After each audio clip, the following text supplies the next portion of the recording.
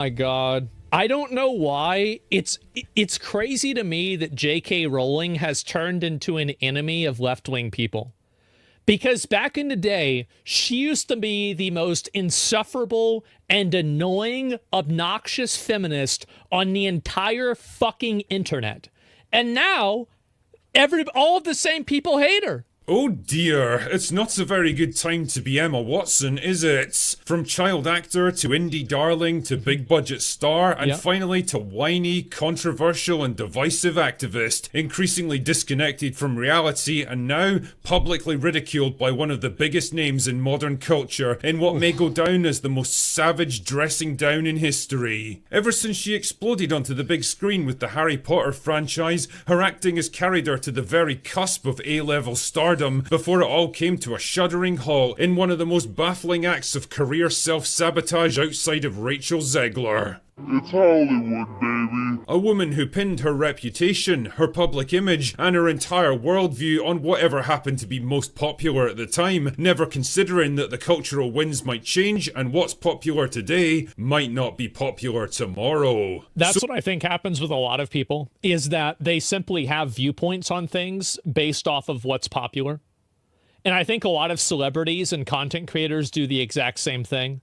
If it's popular to post memes about Donald Trump, then they'll do it. If it's popular to talk about how he's a Nazi, they'll do it. They're just NPCs. So saddle up, dear viewer, grab your wizarding wands and whatever other stupid shit they use in Harry Potter, and let us examine the crash and burn of Emma Watson. Yeah, I want to see this clip. Emma Charlotte Duer Watson was born in Paris, France in 1990 to a pair of wealthy lawyers. So naturally she grew up with all the benefits of having wealthy parents, private schooling, tuition, multiple homes, and access to any clubs and interests she wanted to pursue. Good for her. One of which turned out to be acting. Good spawn RNG. Some people open up their first chest in Fortnite and they get a golden scar. Other people open up their first chest in Fortnite and they get a dancing grenade. That's what happens.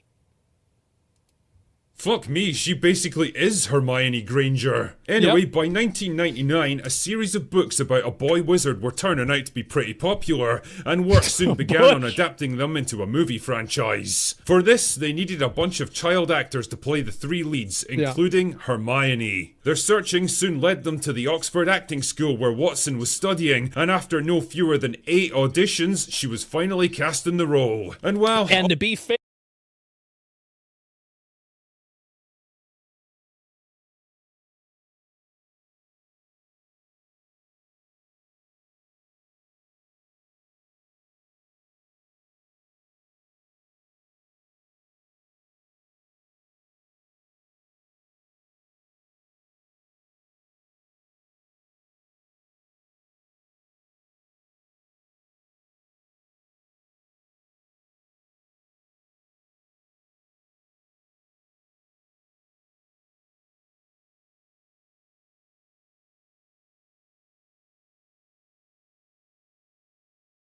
I think the casting in Harry Potter, the original fucking series, was S-tier, A-list, amazing fucking actors.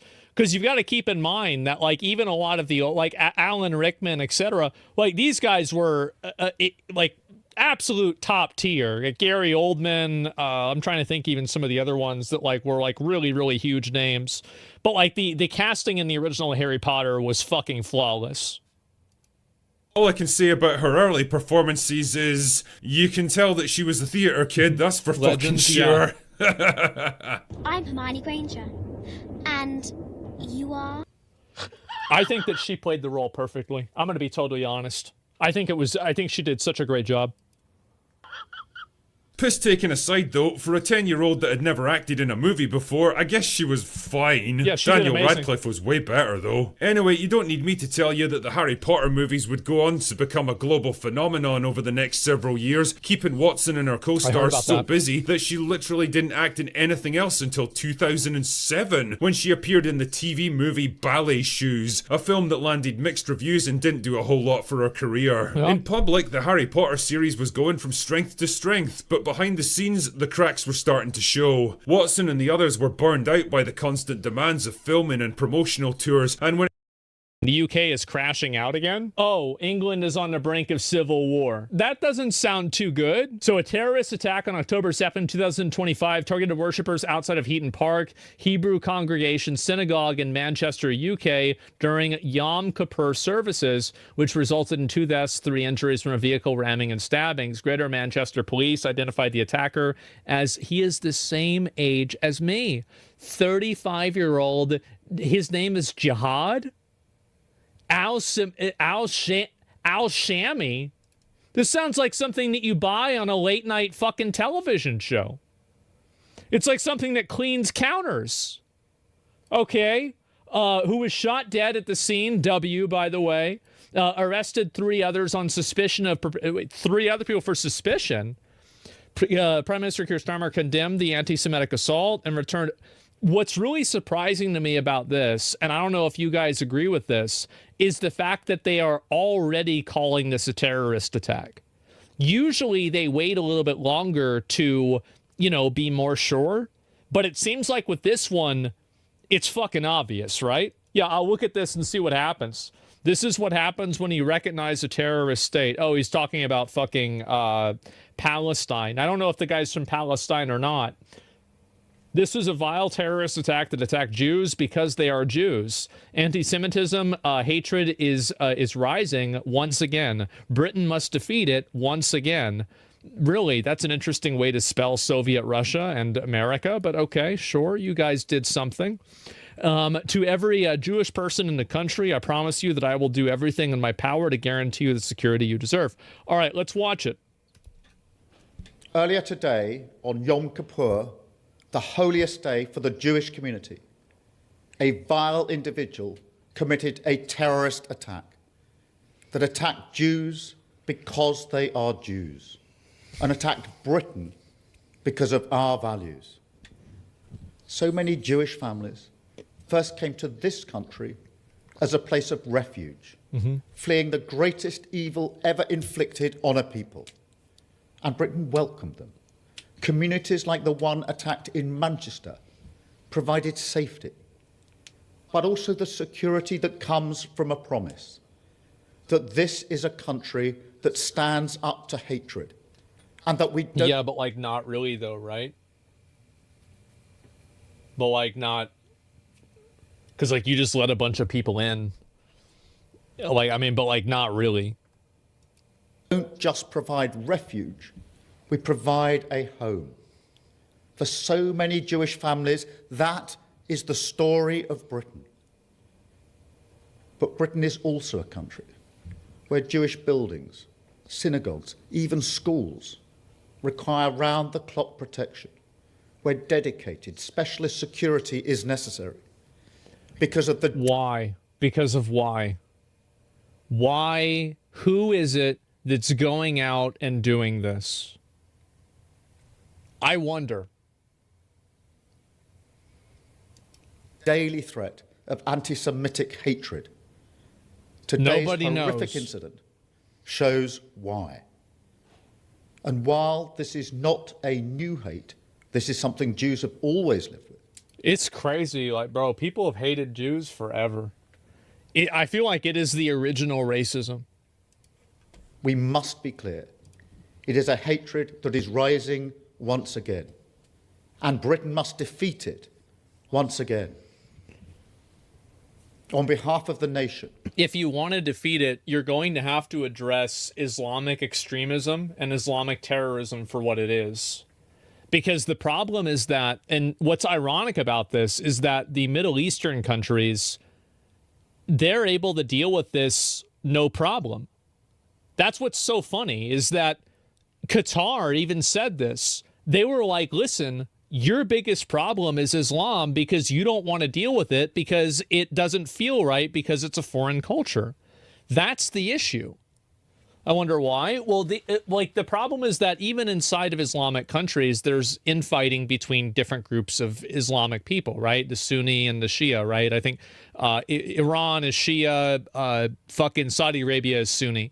And so, like, they have different infighting as well. But my point that I'm making, was it UAE? Yeah, I think it was.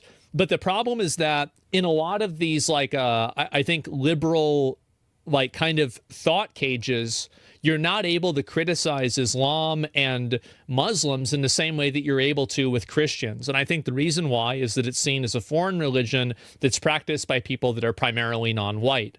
And so because of their intersectional beliefs, they don't actually want to address the problem for what it is directly.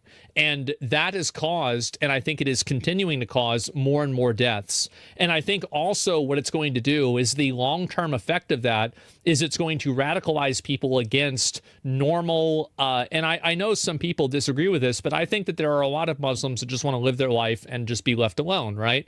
Now, are there extremist ones? For sure, definitely. But I think there are some of them that are not. And I think that the people that are not end up getting categorized and treated badly because of the ones that are. And so what happens is that you are not dealing with the extremism, and you are allowing the extremism to define the entire group. It's almost like they're trying to stoke tensions and make them as bad as possible. We don't claim them as Muslims. Listen, guys, I know a lot of you guys, like, a lot of people watch from the Middle East. I get it. I don't have a problem. Like, there are things, I have a problem with Christianity. I have a problem with Judaism. I have a problem with Islam. I don't agree with a lot of religious stuff. I try to respect it, and hopefully you guys can respect me and the way that I think. But at the end of the day, you should be able to live the way that you want to live. My opinion, though, is that I think religion is okay, but when you start pushing it on other people, that's the problem. But the issue is that being critical of this is seen as racism or Islamophobia. I think Islamophobia, I'm just going to say it, I think it's a made-up bullshit fake word. I do. Islam is it is a collection of ideas. You cannot be phobic towards a collection of ideas. People that are, like, you could say they're racist if they don't like Arabs. Sure, right? Yeah, definitely. But it's not a phobia if you just don't like certain ideas. It's like you don't have Democrat phobia, Republican phobia, Christianophobia. Like, it's not real. It's just a made-up word that's meant to silence dissent. And I think that the reason why it's been so effective is because a lot of people buy into it. And I think the reason why they buy into it is that it feeds into intersectionality. Whereas it's a foreign race with a foreign religion, and so we're not allowed to criticize it. And I think that that's the reason why the UK, that's the reason why Europe as a whole, you know, not all countries, but some of them, have had so many problems with dealing with this level of extremism, because they refuse to say what it is. That's the problem. And honestly, do you know who they should be asking for help with? They should ask the UAE. They should ask Qatar. They should ask Saudi Arabia to help them, because they know how to fucking deal with it. And it's very clear that Europe doesn't. And they can't, or they won't. I don't know what the reason is. Have you seen Dearborn, Michigan stuff? I've seen it, but I'm not getting into that right now. They can't pull the Arab race card because there are Arabs that have Israel citizens, so they pulled the Islamophobia card. I mean, like, after September 11th, like, you guys know I have a lot of friends that are Arab, and so, like, you know, they've told me their experiences after, like, 9/11, and that's really weird, right? Like, I don't support any of that. It's just like the collective guilt thing is bad. But at the same time, sorry, I'm going off on a big tangent. I apologize for this. But not Qatar, please. They still support Muslim Brotherhood, which created tons of terrorists. Qatar shit. I mean, I think that every country is going to have good and bad things, and I think that you should try to look at the good things. If you don't want to say Qatar, I'm not going to get in an argument about this, right? But what I'm saying is that they are able to address it and deal with it for what it is, and I think that Europe refuses to. And I think the reason why is intersectionality and it being politically incorrect. I think that's the problem, fundamentally. I want to offer my condolences to the families and victims affected. I want to thank the Greater Manchester Police, the first responders, and those dedicated security specialists. So I'm pausing again, and this is also another bit of a tangent. I think that they're creating this problem by allowing so much mass migration. I think that bringing in migrants and immigrants at a measured rate allows them to integrate into society. But I think bringing them in like these very mass amounts, what that's caused to happen is that it's caused all of these people to effectively not assimilate into the culture, not learn the language, not try to be part of the, the cultural cohesion in that area. And it's allowed them to kind of maintain inside of their own little bubbles and their own areas. And I think that whenever you're living as a foreigner in a bubble in a foreign country, I think that, big surprise, a lot of these people become extremists. So like you're basically doing everything wrong in order to make the situation as bad as possible. You see what I'm saying? The other thing is the immigrants are not families, they're groups of young men. I've seen the videos. I have. And when I look at the videos, the vast majority of people that are on those boats, not all, but the vast majority, are military-aged young men. There it is. You just look at it, you see the video. Not only mass amounts, but also unvetted. Yeah. There is no doubt whatsoever that they have prevented an even greater tragedy, and we thank them for their bravery. Yeah, true. But to every Jewish person in this country, I also want to say this. I know... Get used to it, because we're not going to make any sort of meaningful change. We're just going to make speeches and never actually address the issue. How much fear you will be holding inside of you. Yeah. I really do. Our thoughts and prayers are with you. We know this is really bad for you. That sucks, man. Damn. And so, on behalf of our country, I express my solidarity, but also my sadness, that you still have to live with these fears. Nobody should have to do that. Well, then why don't you just get rid of the migrants? Just get rid of the migrants that are in the country. It's pretty simple. Nobody. Arrest the people that are preaching extremism and to kill non-believers. It's advocating for violence. It's against your speech laws anyway. Just arrest them. Like, I don't even understand. Like, how is this? Like, this is such a manufactured problem. It's amazing. And so I promise you that I will do everything in my power to guarantee you the security that you deserve, starting with a more visible police presence protecting your community. I promise you that over the coming days, you will see the other Britain, the Britain of compassion, of decency, of love. Why would they see that? And I promise you that this Britain will come together to wrap our arms around your community. He is such a dick eater, man. He really is.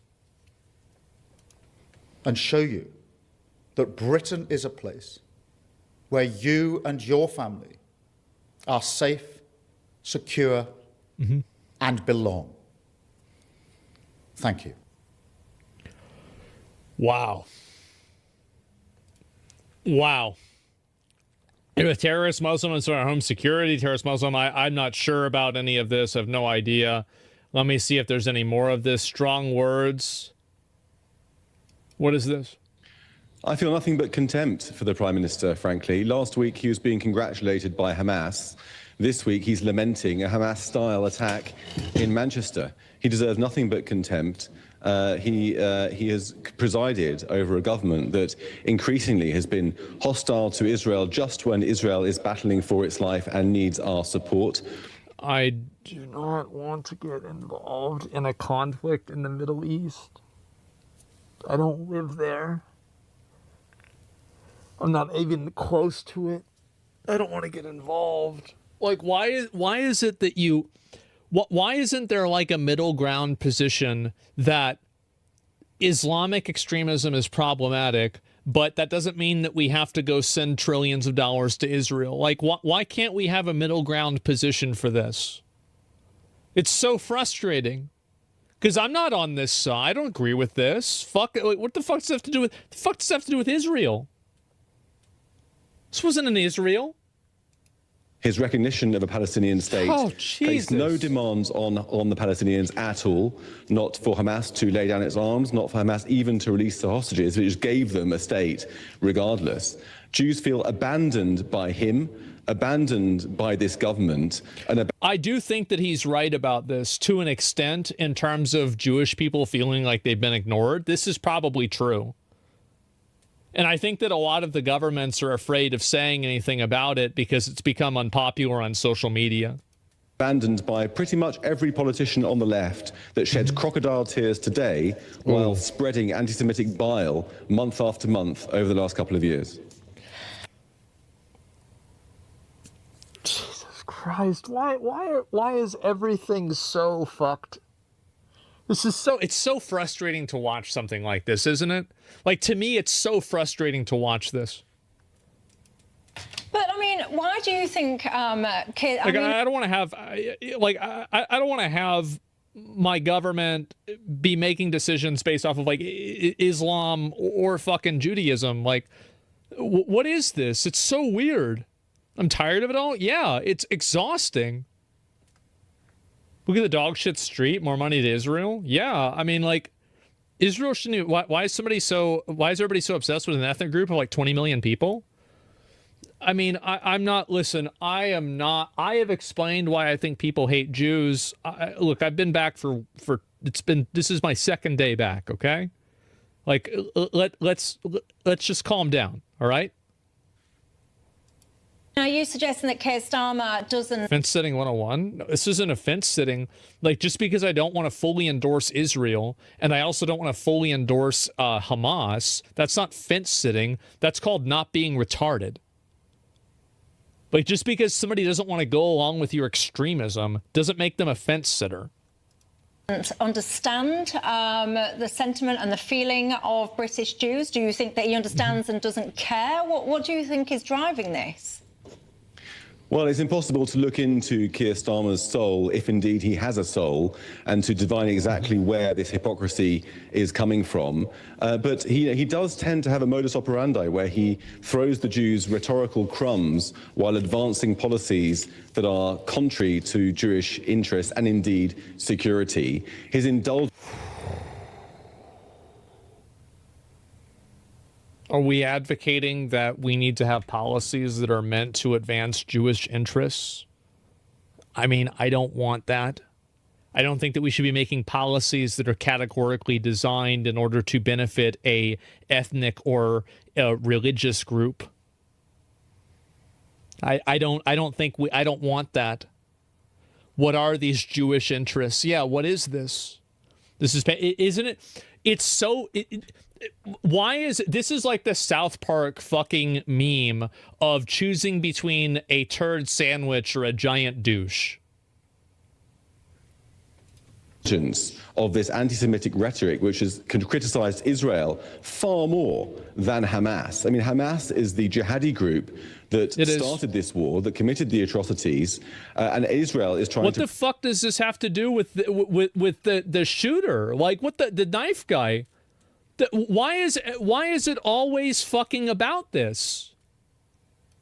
Protect its people and get it... This was a problem before October 7th to begin with. Holy fuck. As best it can. Hamas is playing the game of human sacrifice, if I can call it a depraved game. Israel is trying to protect life as best it can while still winning the war. Keir Starmer's been buying their propaganda, spreading it, condemning Israel, not condemning Hamas anywhere near as much, and whipping up people's emotions against Israel, against our natural ally in democracy, as it seeks to defend its people. Shame on him.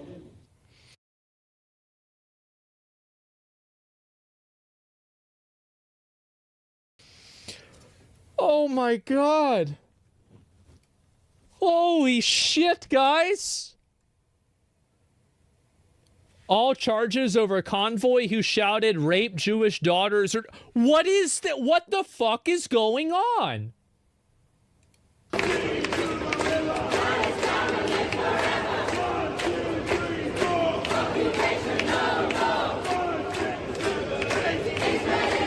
Oh my God.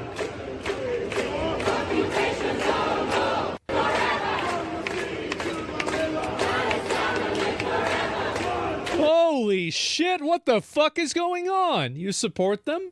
I support their right to freedom of speech and freedom of assembly. Yeah, sure. I don't support this. I do support this. Is that fair? I try to be a reasonable guy. I do. I try to be a reasonable guy. I don't know. I think from the river to the sea, I know like that there is like, oh, that's not technically what it means. And it doesn't necessarily mean eradicating Israel. But I mean, I've seen a map too. And I think a lot of people that say it do mean that. So it's a little bit gray with that phrase. But I mean, we can all fucking agree that any convoy that's driving around shouting to rape Jewish daughters, and this is in the UK, okay? They're arresting you for Facebook memes, but they can't arrest people driving around saying to rape religious minorities. What the fuck is going on? Where's the priorities here? It's 2022. I understand that. I do. I understand that. But that doesn't really matter. It shouldn't have happened then, and it's still happening now. A few years ago. Yeah, this is it here. Let's watch it. Fuck them, but fuck all of them. Fuck their mothers, fuck their daughters, and show the support for Palestine. Shut them out. Fuck them, but fuck all of them. Fuck their mothers, fuck their daughters, and show the support for Palestine. Bro, some guy in chat, most based fucking comment I've seen today. Do you remember when the UK police was having female officers jog around so they could bait guys into catcalling them? So they're baiting guys into catcalling them, but they're not arresting these people that are driving around saying to rape them. What the fuck is going on? And I'll tell you what's going on over there. It is a intentional obfuscation of reality because addressing the reality of this is uncomfortable for people. They're afraid of addressing the reality of it because it sounds bad. It feels bad. It doesn't align with their values. Didn't he say fuck them? Yeah, what do you mean by, like, he said fuck them, but it just happened to be all of the females, like their mothers, their daughters. Like, what do you think he means by that? You know, come on, what are we talking about here? And so anyway, it's just crazy. It's hypocrisy. Yeah, the hypocrisy with this is just over the fucking edge. And let me see if I can find any more of these here, if there's anything else. How come this immediately recognized a terrorist attack, but Southport incident? I don't know about that. I have no idea. And let's see if there's anything else going on here. Zionism is a crime. What is this?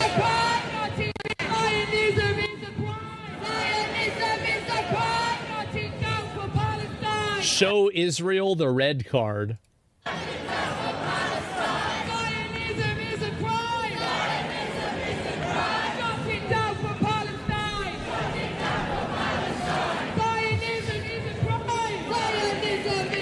Man. This is hate speech? I don't know. This kid's so sick of this? Yeah.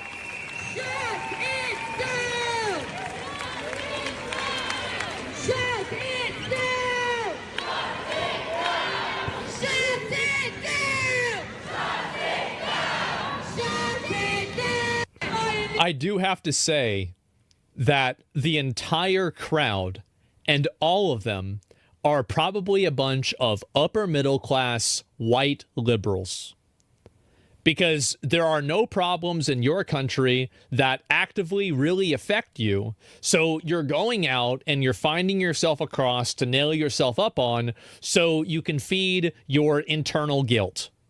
That's what's going on. It's so exhausting, isn't it? It's obnoxious. Yeah, biggest reason I hate these people, they don't care about Ukraine, a sovereign country defending themselves for years now. I mean, I think that a lot of people like support Ukraine too. I mean, maybe some people don't, but I don't know.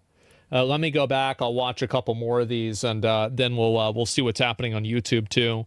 But kids just trying to Nintendo Switch. I'm not a big fan of Israel, but I'd much rather support them than literal terrorists. This is what I would rather do. Not deal with it. We have homeless veterans in our country. When we are allocating time, resources, and effort into solving a problem in the Middle East, We are not helping them. I think it's more important to help them. It's not that I don't care about the problem over there. It's just that I think our responsibility should be helping the people that are here first. That's just me. I don't know. Maybe I'm crazy. Just breaking news for the Prime Minister said that additional police assets will be deployed at synagogues across the country after that suspected terror attack at a synagogue in Manchester. Speaking as he flew back to the UK from a summit in Denmark to chair an emergency COPA meeting, he says, we will do everything to keep our Jewish community safe. I've got to be honest with you. Prime Minister, I don't think you have done enough to keep our Jewish community safe. I think when you... You shouldn't have let the migrants in. It's not also just Jewish people that are victims of this. It's everybody else. Like, it's the migrants that are the problem. Because you bring in a bunch of people like that in mass, never assimilate or integrate them into society, keep them as an underclass, and then you get surprised when their kids become radicalized because they live in a weird second-class citizen state inside of a foreign country. Wow, what a shock. Oh my God, who could have predicted this? Happily allow these pro-Palestinian marches on the streets. And yeah, the last government did too. I think it was a point I think it's totally okay to have a pro-Palestinian march on the street as long as it's allowed by the government and they're not just shutting down a road for no reason. You know, they don't have a permit for it. Everybody should have the right to protest for whatever they want. I mean, the KKK can march. I think Palestinians should be able to march too. Like, why is it that... Fuck, man. Why is everybody retarded? What the fuck happened? They were supportive of the Palestinian people in Gaza. They're just pro-Hamas marches. A lot of the people who organise them. Somebody says it's Tylenol. People in Gaza. They're just pro-Hamas marches. A lot of the people who organise them are very, very closely linked with I do think it's true that a lot of people that are pushing this stuff are pro-Hamas, which I do think is bad. I mean, Hamas kills they kill Palestinians too, by the way. It's not like they only fight against Israel. They kill their own people too. Hamas terrorists who launched the attack on October the 7th and still hold hostages right now, starved and beaten and tortured in tunnels under Gaza City and elsewhere.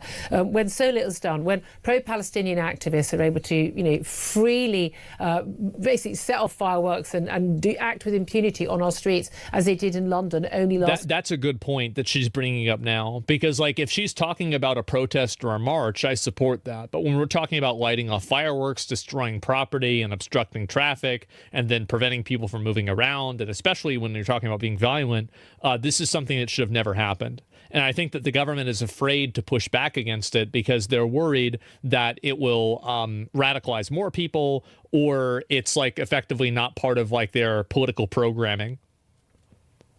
Now you get it? No, I'm telling you, right? I mean, like, again, I have no problem with the protests, right? That's fine. It's what happens along with that. I'll be right back. Tonight, if you look at my social feed, you'll see I've just retweeted some images of that. Not a police officer inside. When a Jewish man, Killian Folter, is told off for walking along on one of these pro-Palestinian marches against the route of traffic and being told he has to leave because he's openly Jewish. When children... Wait. No, I don't believe this. I'm sorry. I don't believe this. This is bullshit.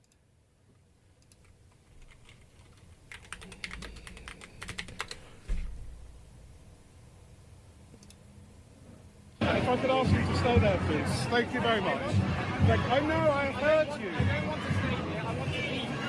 Well, in that case, sir, I'm going that way. When the crowd is gone, I will happily escort you out. I'm going to walk. No, I don't think that's no, sir. I don't want anybody antagonising anything. Yeah, and at the moment, sir, you are quite openly Jewish. This is a pro...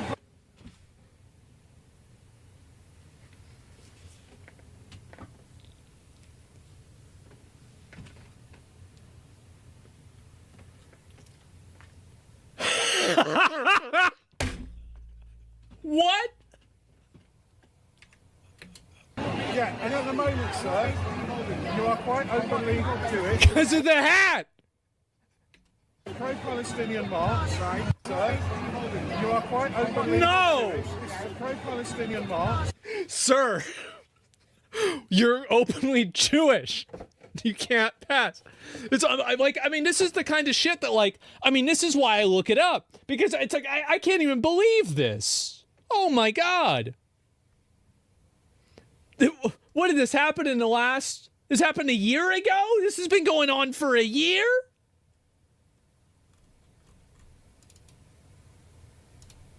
I'm not accusing you of anything, but I'm worried about the I'm not accusing you of anything. to your presence. There's a unit of people here now. You're being escorted out of this area so you can go about your business, go where you like freely, or if you choose to remain here because you are causing a breach of peace with all these other people, you will be arrested. Wow. You got a license for that hat, mate? Yeah. Your presence here is antagonizing a large group of people that we can't... You're, wait, what do you... Remain here, you will arrest. Because your presence here is antagonizing a large group of people that we can't... He's openly Jewish, and his presence here is antagonizing a lot of people. So if the KKK held a march, they'd have to escort out all the black people. Now, I gotta say, that's the same logic. That is the same fucking logic. Wow. I don't know what to say. With all of them, if they attack you, or if they push your presence antagonizing. That is just sick, bro. Like, oh my God. Well, I didn't believe it. Walking along on one of these pro-Palestinian marches against the route of traffic and being told he has to leave because he's openly Jewish. When I didn't believe it. I don't know what to say. Children who go to schools that are Jewish schools are told, don't wear your blazer. We don't want anyone to know you're Jewish. When every synagogue in this country has to have a guard outside, more than one guard outside because of the fear of attacks. When people are routinely being harassed in the street, on social media, in public, on public transport. Sorry, it's too late. It's too late, Prime Minister. And when you recognise a Palestinian state, the cause that has been used to justify so much of the, not anti-Zionism, not pro-Palestinian, not anti-Israel, but anti-Semitic views and opinions and attacks on our streets. Can we stop assigning a collective guilt to Jewish people because of things for Israel in the same way that, like, just because Hamas does something, it doesn't mean every Muslim is responsible for it?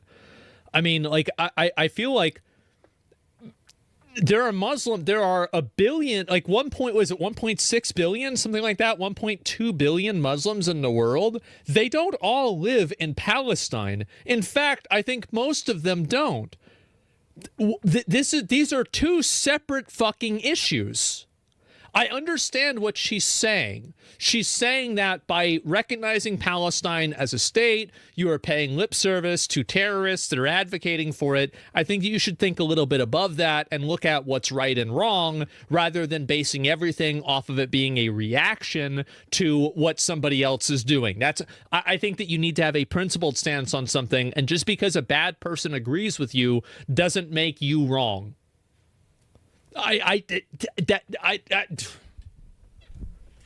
It's been a month. People have gone crazy. I take a month off. Everybody loses their fucking mind. Is it just coincidence that 9 out of 10 of the top people in BlackRock are Jewish? I don't know if it is or not. Like, listen, if you want to go into a Jewish conspiracy and talk about all of that, that's fine. But can you at least fucking agree that just because 9 out of 10 people in BlackRock are Jewish, it's not a reason for some random guy to go and stab Jews in a synagogue? Like, I mean, what the fuck are you talking about? These are two totally different conversations. It's not like the Jews that are in that synagogue have any sort of fucking, connection to the guys that are running BlackRock. This is crazy. Like, I think this is too much. Asmongold. Gentlemen. Oh, God. I can't wait to read the threads about this tonight. Yeah.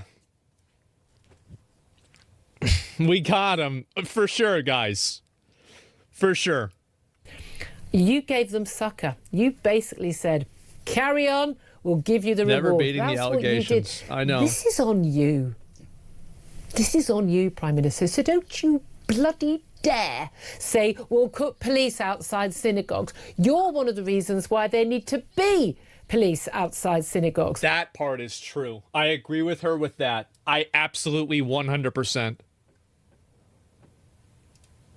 Don't you bloody dare saying you want to keep the Jewish community safe in this country when you're part of the reason of why they are not. Shame on you. Shame on you. Damn. I think it's the unfettered migration that's causing the problems for sure. And what is this? I'll look at a few more. Pro-Palestine protesters blocking Whitehall roads. They were celebrating the attack. No, there's no. Jesus Christ. Sorry, it's so fucking loud.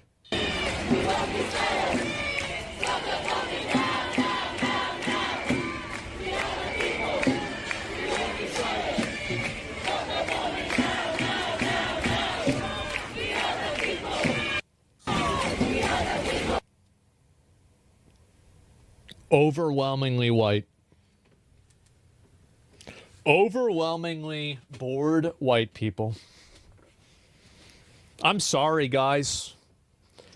I know, and it's... I want to apologize, on behalf of all the white people. I don't know why we keep doing this. We keep causing problems. Like, it's very annoying. It annoys me, too. I'm trying to talk to the rest of them and get them to stop doing this, but yeah, it's overwhelmingly women. They even got blue hair. I do. Yeah, you're right. Overwhelming. It's overwhelming women. No, you're totally right. I mean, like whenever they did the arrests and everything, it was primarily women too.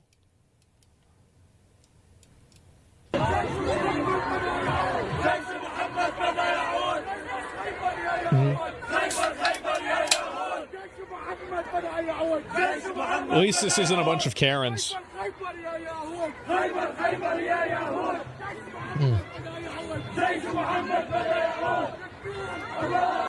This one's full of dudes. Yeah, I think this one's from a while ago. I don't even know what the fuck they're saying. Let me go back and see if I can find this. How are Jewish people in London meant to feel reassured when a few hours after Jews were murdered in Manchester, we have this outside of Parliament?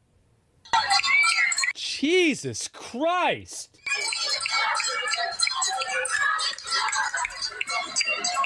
Isn't it crazy how in mythology, every single ancient society came to the conclusion that there should be a mythological beast that is a female that lures men to their doom and often makes very loud screeching sounds? That in so many different mythologies, you had the same thing happen. What are the odds of that?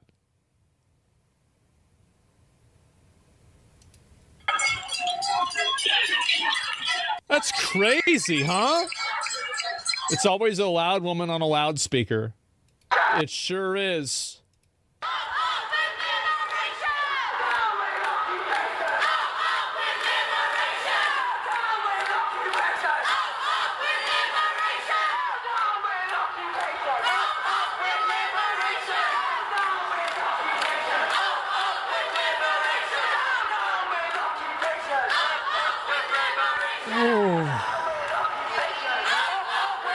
Say no to Tylenol. How many of their moms took Tylenol whenever they were present? Or pregnant? Yeah. No, you're right. It's always a woman on the loudspeaker screeching. My favorite one about this is there was one of these events that happened here in America, and it was a girl with a loudspeaker, and you could see that she put the pro-Palestine stickers on top of like BLM stickers or Antifa stickers or something else like that. It's like... it's like, it's a new cause, right? It's the current thing. Oh, God. Mischief Collector? Do you think this is World War III? No, it's just... I mean, it's like 100 people out there, like, protesting, causing trouble. I'll see if there's anything else more about this, but then otherwise I'm going to see if there's anything else to look at and move on to some other stuff. But yeah, I mean, this is obviously pretty fucking bad. Armed police, their guns trained on the suspected attacker. Get back! If you're not involved, move back! Get away! Somebody stay with integrity! Everybody else! He has a bomb! Go away! He's got a bomb on him! They try to get members of the public away. Lad, he's got a bomb on him! Holy shit, there's blood in this? Let me see. Mate, he's stabbed him. No, he's got a bomb! Yeah, I'm going to skip ahead. Lies on the floor. Mate, if he detonates... Holy shit, I'm going to skip ahead because it does have the... I'll make sure everything else is fine. Yeah, okay. I do attempt to follow the terms of service and not get in trouble and say things that are bad. It is shattering. Today, like I said, being an auspicious high holy day, we've all fasted since 6:30 last night. You want to feel secure, you want to be able to go to places and feel that you can just walk around and do what you can do. It's ridiculous, honestly. I don't know what goes through people's minds when they target innocent people. It's just... They're insane. Like, I'm sorry, but like if you're wearing a suicide vest and you crash your car into a religious place and you go in there to stab and kill people with a knife, you are insane. Yeah, you're insane. Like, that's it. Like, they're nuts. And I think that what happens is that a lot of, I think, religious extremism, and this is extremism in general, counts on having those insane people in their ranks in order to execute different things like this. It doesn't sit right with me. I've never been frightened. I've been in shelters, sirens, army bases, bombed at in first Gulf War, second Gulf War, served in the army there. Wow. I've never been scared. There you go. You heard that? And today I'm scared. This woman was in the army and she wasn't scared then. That's awful. Holy fuck. Jesus. What the hell is going on? That noise you hear as she's talking to people already on edge, they speculated was the sound of a controlled explosion. Mm-hmm.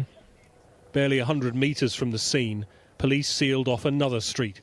One neighbor here reported seeing people being detained. Police have confirmed 2 arrests. This attack has been officially declared as a terrorist incident. I do really think this is substantial, that they have already decided and figured out, like, what the intent was. Usually it takes them like a day or like at least probably like 12 hours to even come out with anything like that. How do you explain so many of these crazy people coming out of Islam? I think there's a lot of ways to explain it. I mean, you have like obviously like one way, and I mean, I'm if you're trying to get me to condemn Islam categorically, I'm not going to do that. I think that extremist Islam is bad for sure. I mean, absolutely it's bad. I wouldn't want to live in a country with Sharia law either, but that doesn't mean that I'm going to condemn all of them as being wrong. But I think also you have, like, I'm just going to give you one example, right? There's way more Muslims. So the probability of somebody who's a Muslim doing something bad is higher by default because there's more of them. So even if it's at the same ratio, you're going to have more people doing this. There aren't that many Jews out there, and there are way more Muslims. So should we remigrate them? I don't think that I don't want to see Britain send every Muslim back to their country. I think that's a little bit overkill, but I think they should remigrate every single migrant. Every single person who showed up there and is seeking asylum, I would send every single one of them back with no exceptions. Maybe there's a handful of them that are receiving life-saving health care that, like, you know, I think it would just be a wrong thing to just send them out where they would die. But in a general sense, yeah, I would send them all back. I would send 99% of them back. I would easily say that. If you're legal deported, yeah, that's what I would do. And I think that if you did that, it would basically solve this problem. You'd still have it a little bit, sure.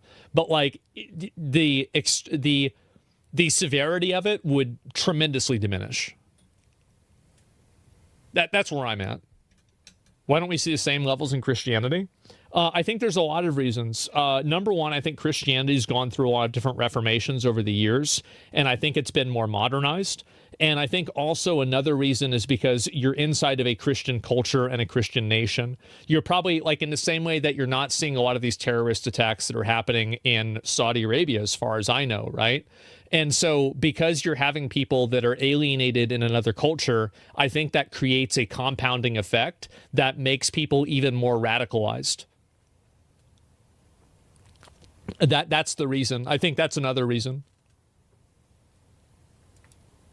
And the investigation is I think also another reason, too, is because a lot of forms of extremist Islam or extremist Muslims aren't criticized in the same way that extremists of other religions are criticized. And I think that is also another big reason. It's because people can't criticize and stop the extremism before it kind of goes out of control. And I was talking about that earlier with intersectionality. You see what I'm saying? Being led by counter-terrorist police. As has been confirmed by CT policing, we believe that... I apologize for pausing so much, but let me give you another example. Like the guy that shot up the Mormon church the other day. I don't know what his religious affiliation was. I'm not sure. But, I mean, that's an example of somebody who effectively is doing the same thing as the guy in Manchester, right? He's going into a church and killing a bunch of people. So I think that this kind of stuff does happen, and it will happen across the board. But the issue is that how do you address it and make it happen less? He hated Mormons? Yeah, exactly. The identity of the offender... You're equivocating 1 to 100? I don't know. I don't think we have for every one. I mean, do we have that many? I don't really think it's 1 to 100. I mean, I guess maybe if you include 9/11, maybe, but I don't know. Has been established, but until we are certain of this fact, it is premature to set out this detail at this juncture. Attacks like this are felt far beyond where they happen. The Prime Minister offering this message to the Jewish community. On behalf of our country, I express my solidarity, but also my sadness that you still have to live with these fears. Nobody. Skip. Of love. Already saw it. Security at synagogues had already been increased. The fear of just this sort of attack was real. And here, in this community. And I do want to say that, unfortunately, I think the way that Israel conducts itself, especially, and there's one more point about this, the attacker's name is literally Jihad. I had to read it twice too, okay? Officials say a man attacked people at a synagogue in Manchester, killing at least 2 people and injuring 3 others. You're right. Maybe they got DM in the background. As worshippers right? I don't know. gathered on the holiest day of the Jewish calendar, an act of violence unfolding at this synagogue in the United Kingdom. Yeah. It's horrifying. It is horrifying. Unfortunately, in the last year, we've witnessed a whole load of Don't know that? No, I don't know that. You're right. Attacks against the Jewish people. Police say a man drove his car toward people at the Heaton Park Hebrew Congregation Synagogue in Manchester before beginning a stabbing spree. It being an auspicious high holy day, we've all fasted since 6:30 last night. You want to feel secure, you want to be able to go to places. Greater Manchester police saying the suspect was shot and killed. Yep. The bomb unit called in due to what they say are suspicious items on his person. Videos showing officers responding to the scene, bystanders appearing stunned, police telling them to back away. As soon as I heard shots, I did say, oh my God, that are shots. Then we heard plenty of sirens. The Israeli embassy in the UK saying that such an act of violence should be perpetrated on the holiest day of the Jewish calendar in a place of prayer and community is abhorrent and deeply distressing. The British Prime Minister leaving a summit in Denmark to return to London for an emergency meeting with senior officials. The attack in Manchester this morning is absolutely shocking, and all of our thoughts are with those affected. I'm already able to say that additional police assets are being deployed to synagogues across the country, and we will do everything. I hope that the taxpayers over there realize that all of the different guys that are being deployed to these synagogues cost the taxpayer money. And this is costing the government money, and it's raising your taxes. And every time that they pay a police officer overtime to protect the synagogue because, you know, some crazy asshole wants to blow it up, that's money that they're not spending on education, food, or housing for their citizens. It all comes out of the same bucket, and that bucket comes out of your pocket. Jewish community safe. King Charles also reacting, saying he and his wife are deeply shocked and saddened by this, and that they appreciate the saddened, swift response yes. Shocked, by emergency not so much. services. Rena Roy, ABC News, New York. What should he do then? He should try to aggressively remove all of the migrants, asylum seekers, and people that are in the country illegally, and do that as quickly as possible. That way you can minimize the amount of issues that are happening, and you can more effectively allocate police resources to the remaining problem people that are still in the country. That's what he should do. Because it would be easier to deal with it. Like, think about it like this, right? If you have 1,000 problems and 1,000 people, well, it's one person to each problem. But if you have 100 problems and 1,000 people, well, then you can have 10 people on each problem, and there's a much higher chance that problem's going to be solved. You see what I'm saying? Not going to happen, but yeah. Well, like somebody asked me a question. You're aware U.S. Congress is 90% AIPAC funded. Israel just bought TikTok and is heavily censoring. They've claimed they are in a propaganda war. So that's the next point that I'm making. And I do want to say that I think that Israel and their overbearing attempt to try to control American media and American discourse and social media, I think that it is radicalizing people against Jews categorically. I'm not saying that this is something that Jews deserve. I actually don't think that it's fair, but I think that in observing it, this is an accurate observation. It is creating a backlash. So basically, Xbox decided to shoot itself in the foot. This is the first time it's happened this month. I used to love Xbox, man. What happened to the game I used to love? What it has become. Well, I love how you say that. What happened to the game that I used to love? Charlie, did you love Xbox or did you love Halo and Gears of War? Because both of the main flagship franchises that made Xbox are fucking dead. Is just embarrassing. Every step of the way, they're finding new lows to hit. Today, Xbox has announced a Game Pass change, and it's a doozy. Try a 50% price increase to the Game Pass Ultimate tier. Yeah. And I think also it's locking the day one. I think locking day one games to that Ultimate tier is the real thing that's problematic, because that's the enshittification that Prime Video and Netflix have already gone through and we are very familiar with. It is revolting. It's going about as well as me in a dunk competition. They have increased the price to $30 a month for the Ultimate tier, and the two previous tiers for Essential and Premium are just not worth it. The Ultimate tier is the only one that lets you get the games day one. And for a large number of people, that was one of the main draws of the service here. And it was a great draw. And I simped for Game Pass so many times. I always said Game Pass was great. Now they've increased it by 50%. Would I still recommend using Game Pass? I don't know what other people's finances are. It's hard really for me to say. But I think $30 for a service like that is really, really, really high. And I think it's too high. Though the Xbox catalog has been like a fucking Magikarp over the last few years, just extremely weak, the value you got out of Game Pass at the previous price point made up for it. Like, it was worth it. Yeah, it's something that I glazed quite a bit. But now okay, all right. See, I'm not the only one. All right, good. Price point, the fuck is the point in keeping it anymore? Exactly. It's just not worth it. And a lot of people are now canceling their subscription to Game Pass in response to these price increases. It's just L after L for Xbox. Like, even just recently, they farted out a new price increase for the consoles. I forgot all about that. Because I was AFK then. And so, like, I didn't even remember that. Yes, they increased the price, and PlayStation did the same thing. I forgot all about this. time period where Xboxes are like fucking fossils. Like, you can't give those bitches away sometimes. It's a console that doesn't have a whole lot of reasons to buy it unless your friends are already on it, but chances are your friends have already moved past it. Yeah. Because being an Xbox fan in 2025 is like being a fidget spinner enthusiast. It's just not cool. It's lame. Like, it is so... I think that it's like being a fan of Xbox... What is that kind of like nowadays? Oh, man. I don't know. I'd really have to think about it.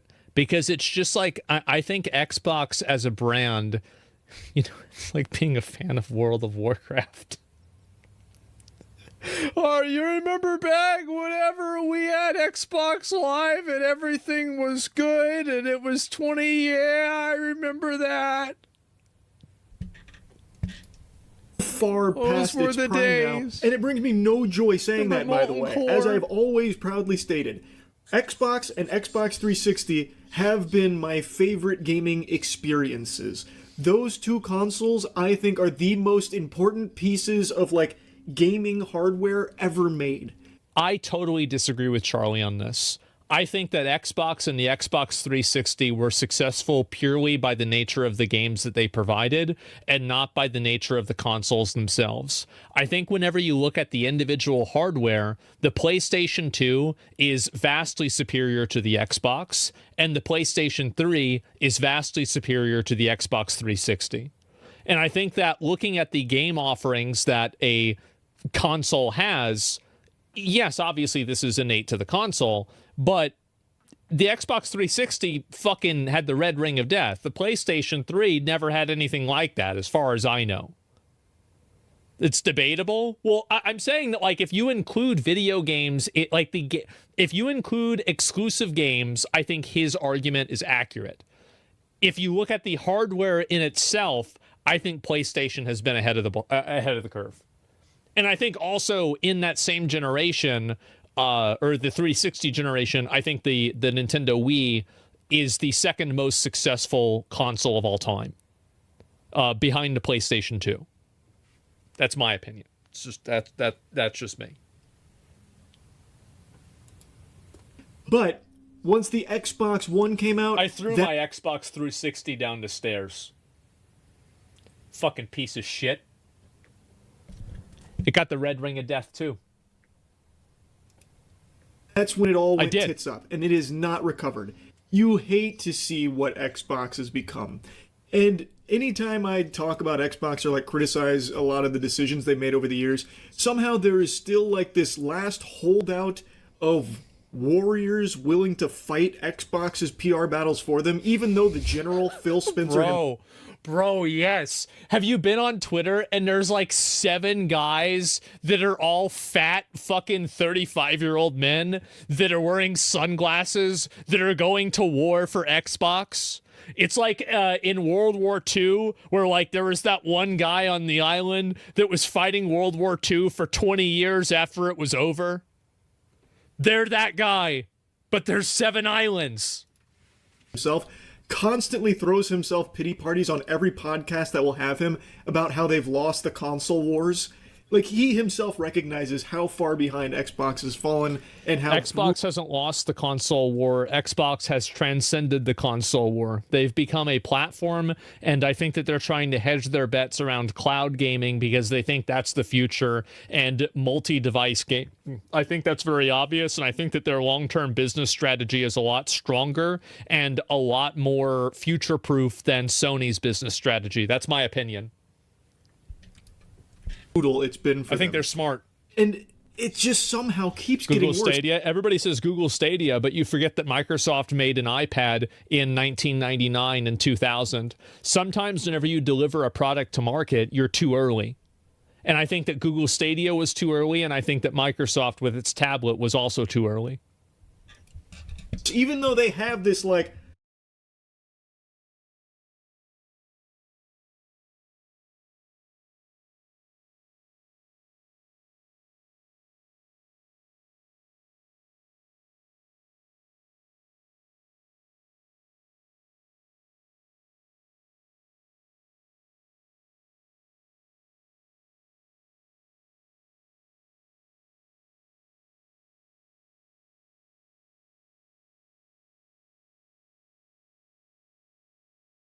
come to Jesus moment of, man, we really put our own dick in our ass here. They don't do anything to course correct.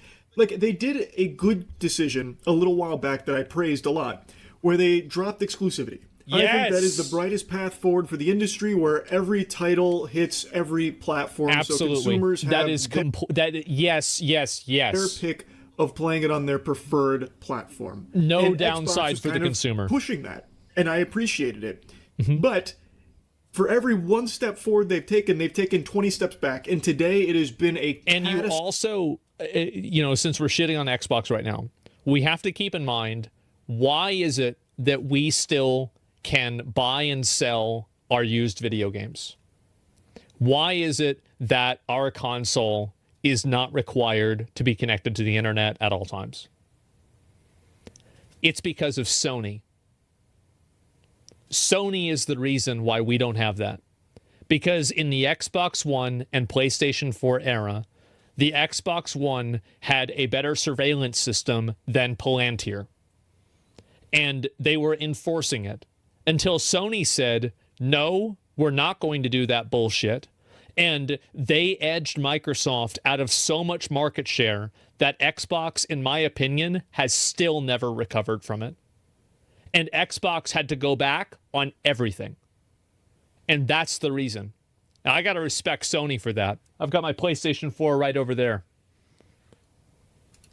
Catastrophic disaster for them, because now they're fucking their golden goose. They even posted a delusional video celebrating these Game Pass changes as if it's something that the community was asking for. Please make us pay more money.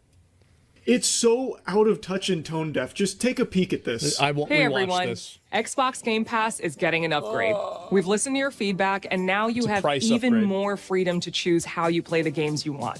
We've expanded all Xbox Game Pass plans to give you more games and more ways to play and more rewards than ever. Previously, Core was primarily for console, but Essential now lets you play games on Xbox console, PC, and cloud. You can see very clearly how this fits into what my projected long-term strategy of Xbox is and Microsoft is, right? Where like they're trying to make a play for cloud gaming and cloud computing as a meta level thing that will be ubiquitous for all users. And I think this will also, another big part of this that you're not, maybe actually many of you guys know this, but like this will also activate a lot of people in developing countries, like South American countries too, in a way that they've never been activated as consumers and users before. Obviously, if it's regionally priced, etc. Because they don't have the technology or the money in order to pay for a fully, decked out computer or Xbox, but they can afford a phone.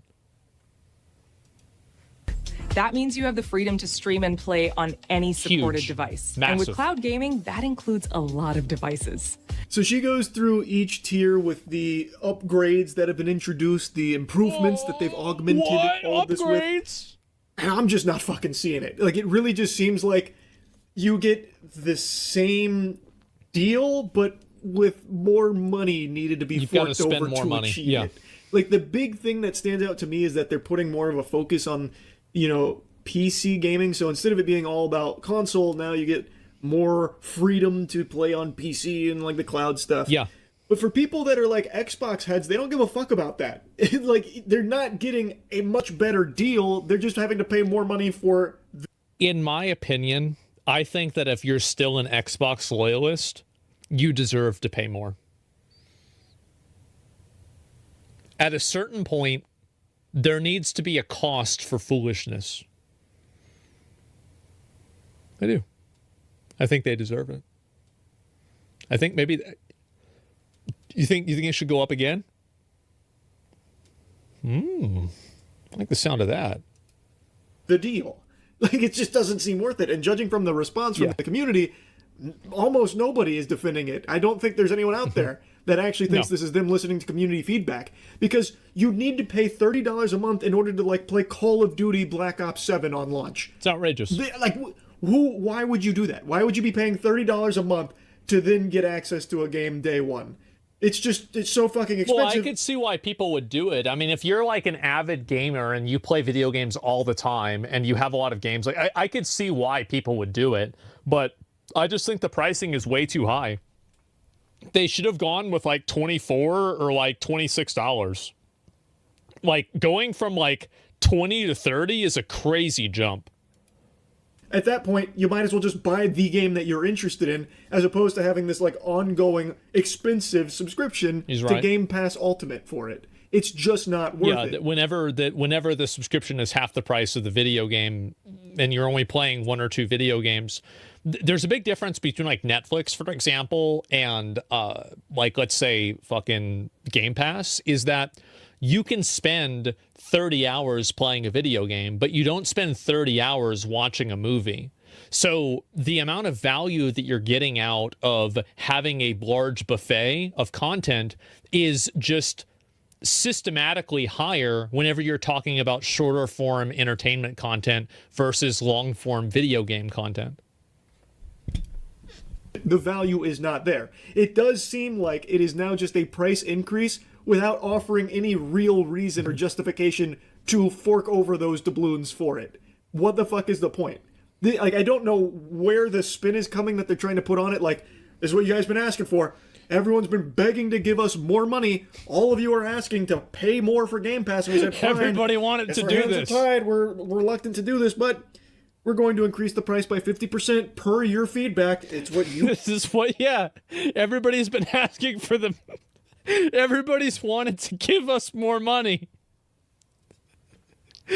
So we've decided to listen to your feedback.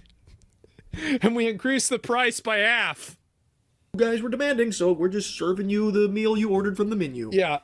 Like, who's asking for that? Nobody. Like, I don't know where it's coming from. And again, the things that they're talking about in the tier, like the tiers that they're introducing, it feels like it's mainly just PC cloud related stuff that I don't think the console players were really begging for in a big way, especially if it leads to... He's bringing up a good point here. I never really talk about this because I view console players as...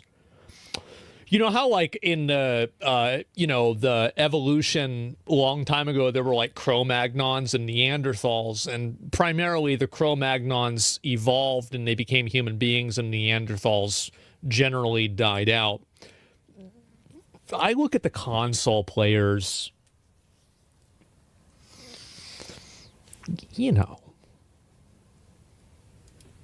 price increase. The best thing about Ultimate is that you can play new games on day one. That includes games like Call of Duty Black Ops 7, The Outer Worlds 2, and High on Life 2. But now, the best is getting even better. Ultimate subscribers will get access to over 75 day one games a year. We're also adding 2 new partner subscriptions. With Ultimate, you'll now have access to Ubisoft Plus Classics in addition to EA Play. Wait, maybe I was a little hasty. Hold the fucking phone here. You get access to Ubisoft Classics? Oh my god, that's... Can you pay more to not have access to it? That's what I've always wanted. Access to Ubisoft Classics. Ubisoft! Yes! Oh, I can't wait to be paying $30 a month. Whee! And of course, EA Play. Who can understate the value of EA Play there? Yeah. This is so silly. And I was really curious if they were going to mention the price increases in this video. They did not. Because it's so... pivotal. Like, this is a really big deal. They didn't even end it with an infographic. They were just like, thanks. All right, see ya. We've listened to your feedback. No mention of the price increase anywhere. It's not like some trivial increase of 50 cents. Mm-hmm. It's 50%. They have raised it from $20 to $30, and they don't make a peep. They don't mention it in this video at all. They tried to say that's a surprise. Save that cold water outside of the hype of this announcement, which I think is a little scummy. I don't really like that. You should talk about the price changes too. You talked about everything else, like the name changes, which feel totally unnecessary, but that's just like corporate America where names change. Well, you have to understand that there are people in the marketing department that, it's getting close to the end of the year. They want to make sure they get their Christmas bonuses, and they want to make sure they don't get fired. So what do you have to do? You have to rename the plans that people are paying for. Now, instead of core, it's essential. What's the difference? The difference is that now you're going to keep paying me for another year. Time for the most minuscule of reasons. But come on, you're not going to mention the price here? There's just nothing. There's nothing in this that screams value, that screams that this is worth it now. Previously, at the old price points of Game Pass, I thought it was a good deal. I really did think that they had a good service that they were offering at that price point. At this, I agree. I agree. Xbox Game Pass, you guys know, I glazed Xbox all the time. Or Xbox as a publisher, not the console, but Xbox as a publisher. This is like I don't $30 like that's just too much, man. It's too much. Twitch is forcing commercials on your stream now. Let me see. Analytics, earnings.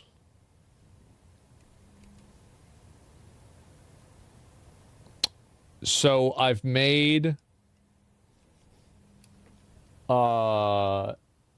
26 cents today. I think it's just you, bro.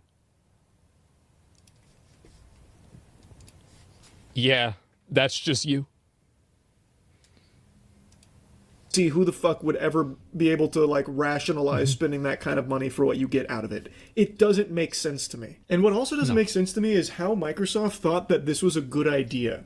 Like, I recognize that I think it's too high of a price increase. I think they should have just incrementally kept increasing it over time like they have been since COVID, rather than doing this big jump, because I think that this big jump creates a flashpoint for a lot of people to unsubscribe. And it just, I think it's, again, you should boil the frog. There's a reason why boiling the frog is the way that you do it. It's because it works. Doing amazing. But I mean, come on, like, just look at 2025 for Microsoft. It has been rough. And they've already increased prices on, like, console and everything, and now this. Like, they had to know this was going to be a big fucking miss here. I just, like, I don't get it. It's crazy to me. I get it. It's $10. Would you rather live in a world where you get $20 or $30? Well, I think a lot of people would rather have $30. I mean, I think it makes a lot of sense whenever you really break it down. It just doesn't feel good. Anyway, though, I just wanted to yap about this a bit. I really, and I don't mean this exaggeratory, I really don't know how much longer Xbox is even going to be around before they just pull the plug on it. 2 more console generations, then consoles are going to be gone because they're going to be replaced by cloud gaming devices. That's my guess, and I think PlayStation is due to the same fate. Nintendo, I'm uncertain about.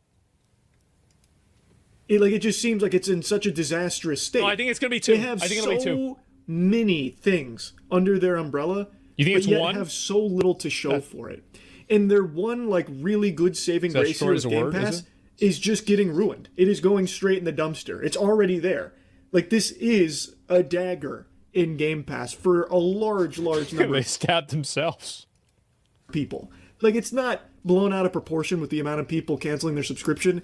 It really does seem... I do think that they're going to make more money with this overall. But I also think that Xbox making money and capitalizing on a user exists outside of just the $30 transaction. And getting a user into the Xbox and Microsoft ecosystem is something that is worth more than just the $30 subscription cost. And I don't know how they're valuing that versus just simply the subscription increase. So, for example, are 50% or 1/3 of the customers going to stop using Game Pass because of this change? I don't think so. I think that they will ultimately, like, month over month, I think this will lead to an increase in revenue. But I think that also that increase in revenue will create there are things that, you ever notice how, like, in a lot of stores, the milk and the eggs are at the back of the store? Well, the reason why is because they want you to walk all the way through the store, and that way you buy other things that they have a higher markup value for. So those products are effectively loss leaders inside of grocery stores, and, a loss leader in business is very common. And so it's very easily understood. it's something that you're selling at a loss or at cost in order to get people to make other purchases that you make a higher profit margin on. Another good example of this is drinks and sodas inside of restaurants, for example. So, because it's like basically worth nothing, but you can sell it for $2. That being said, I think that Game Pass, I always assumed that they thought Game Pass was a loss leader. So now you're actually really trying to make money on it? Costco hot dogs, great example. Yeah, true. Yeah, we can come up with a lot of good examples of it, right? To be that bad. Anyway, though, I won't yap about it any longer. Yeah. That's really about it. See ya. Okay, that was the end. It's always the ones you suspect the most. Yeah. We'll get to that. But not yet. Number one. I totally fucking agree with this. It's so. This is from a few days ago. Christian influencers. Okay. You said we talked about the woke right, and you said I call it the woke Reich. That's a brilliant observation. The woke Reich, because these people, they're not any different from the woke left. I mean, they're insane. They're loonies. Calling people Nazis. I really think that this is like they're trying to polymorph the same mob for the 12th time. And it's just not working. Bro, it's totally DR'd. You can't CC it anymore. You've used it too many times. It's not working. But they're actually meeting on some of the things. And what we have to do is we have to secure that part of the base of our support in the United States. That is being challenged systematically. A lot of this is done with systematically. What do you mean by that? Money of NGOs, vast. Money of governments, vaster. Okay? We have to fight back. How do we fight back? Our influencers. I think you should also talk to them if you have a chance. To that. I think that maybe there's money that's coming out. I mean, I don't know the evidence of this, right? But like, is there probably money that's being spent on making Israel look bad? I mean, I'm open to the idea of that, sure. But I'm not really seeing a huge amount of examples of that. And also, I mean, really, this is not. How are you even comparing it to the stranglehold that Israel has on American politics? It's not even remotely close. I think that really the turning has been, like, as I said before, it's resource allocation, and then also people just simply seeing videos of Palestine.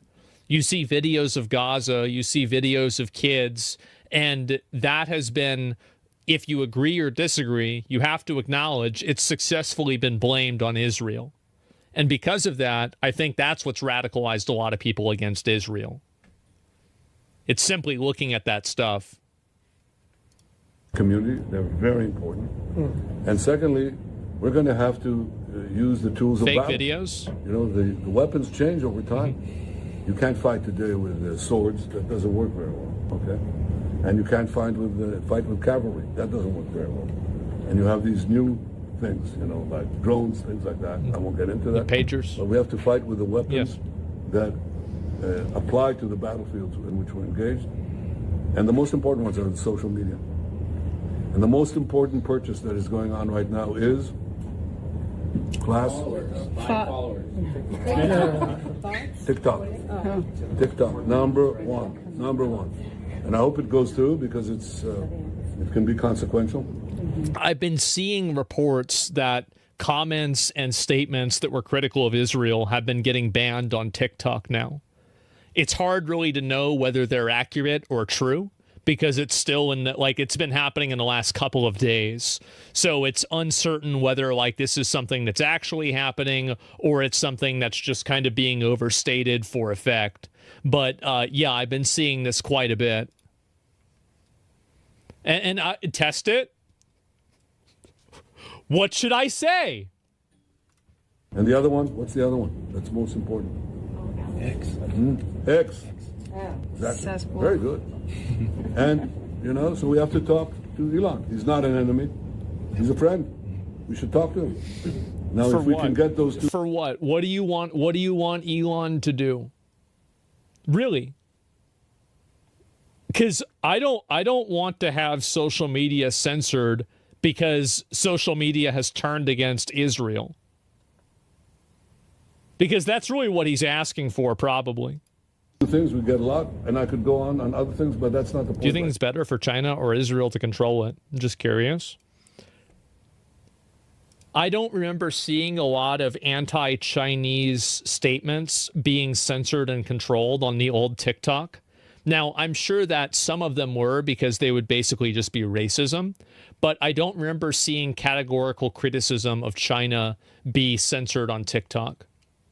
And I think that one of the big reasons for that is because China, mainland China, used a different version of TikTok than the global version.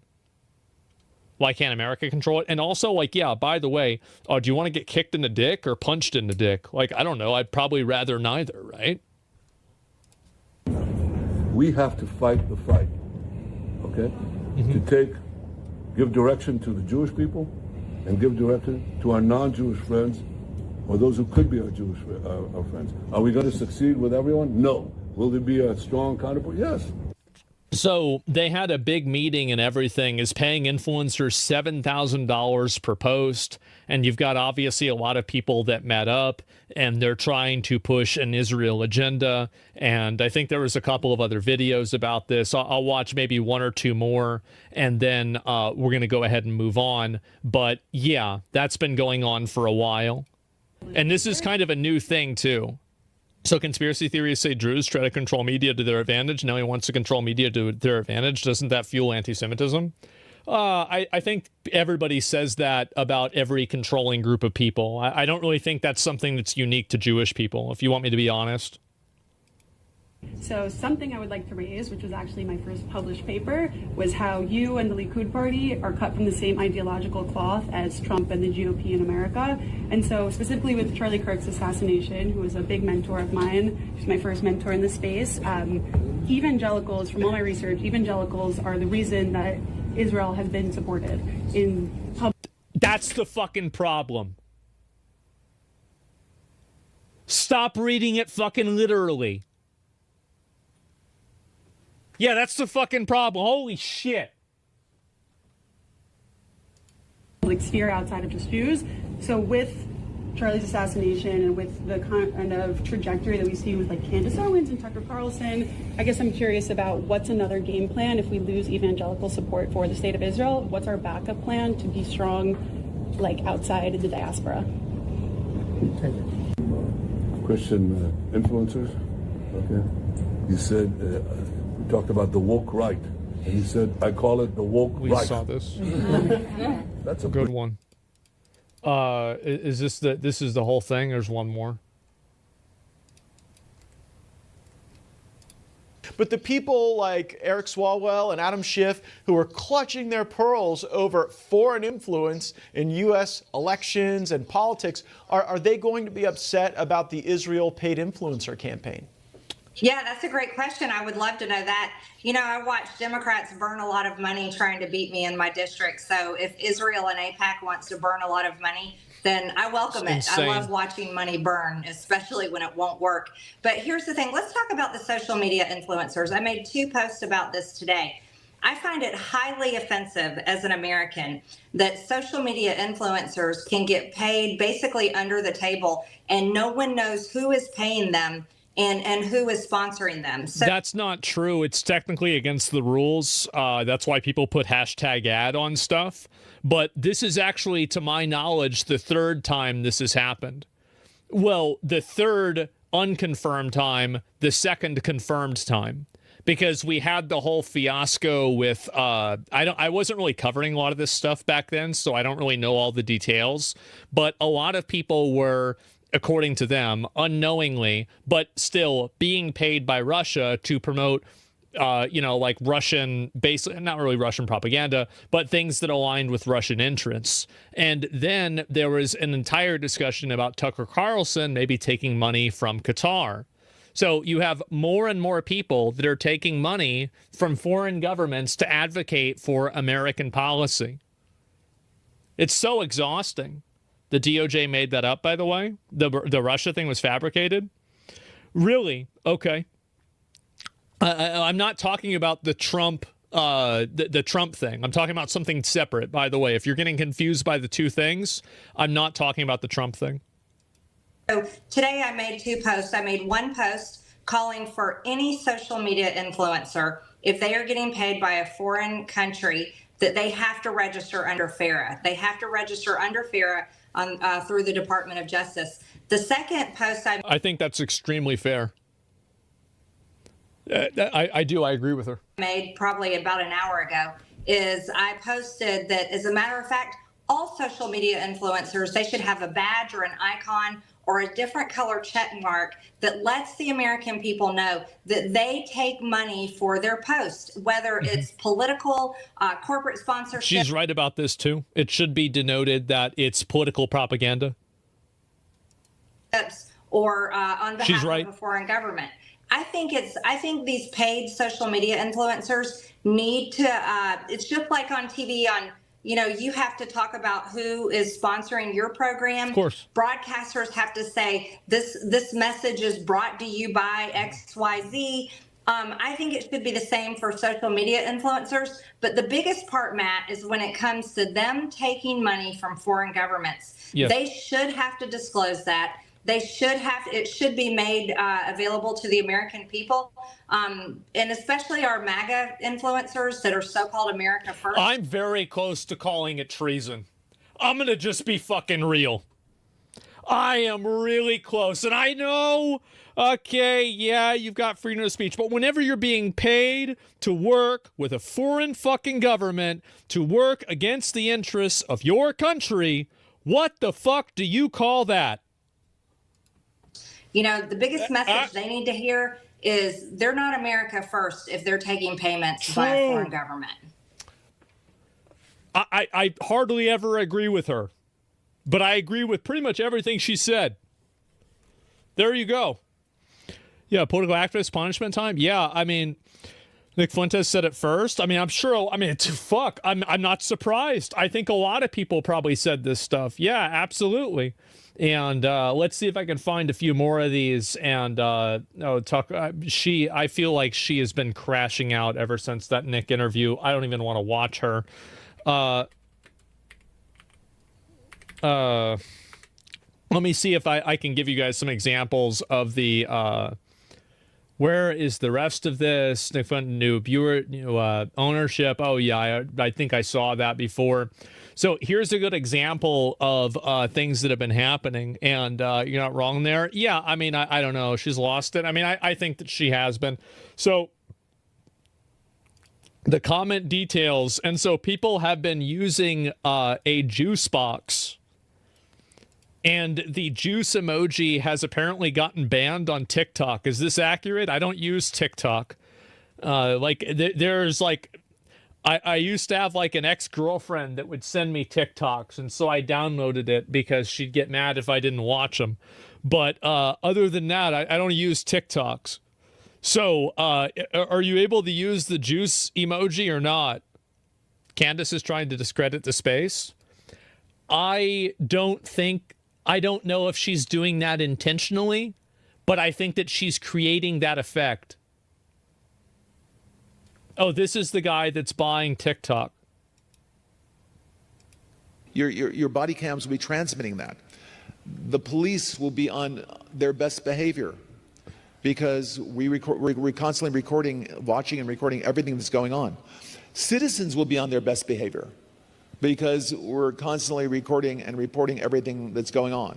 When you come to government and what government's doing, there are artificial intelligence tools, and some of them I know that Oracle have developed around financial management for government. But also, tell us a bit about because you're right at the forefront of this revolution, what it means for what government should do in terms of its digital infrastructure, digital ID, data centers, and so on. How do you take advantage of these incredible AI models? And the first thing a country needs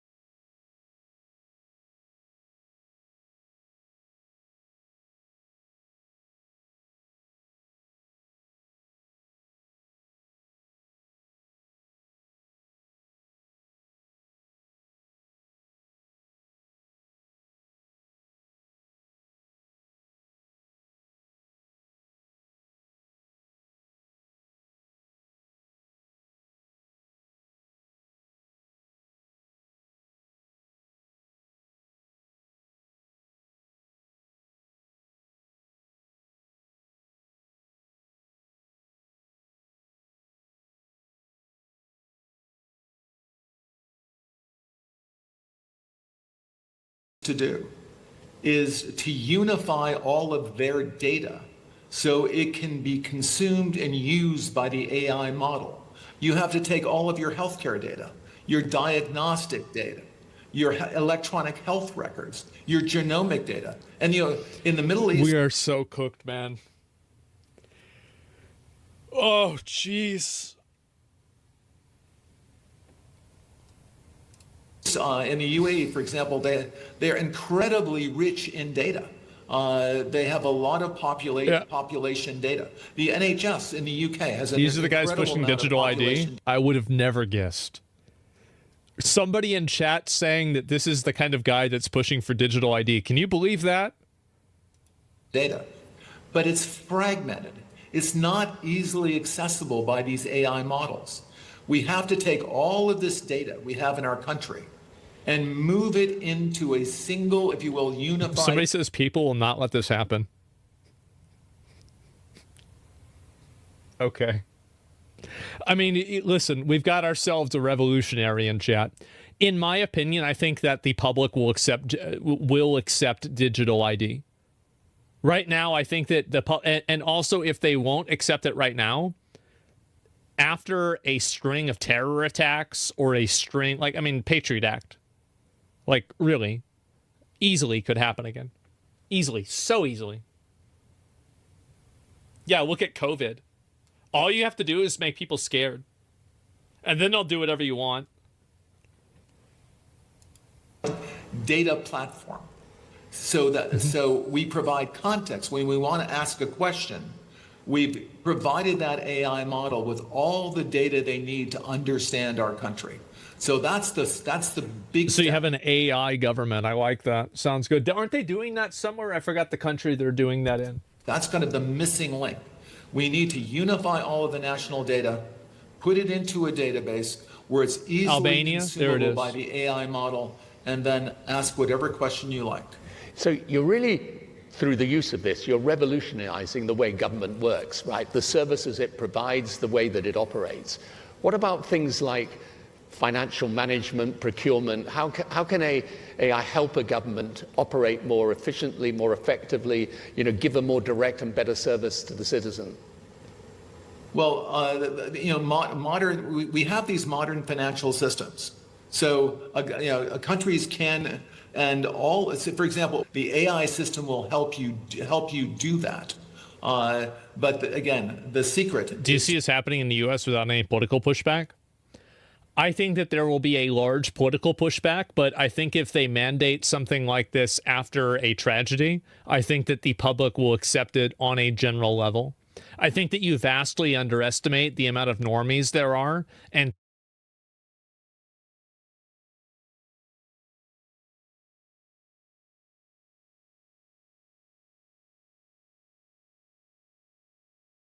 people that have no real concern of their privacy.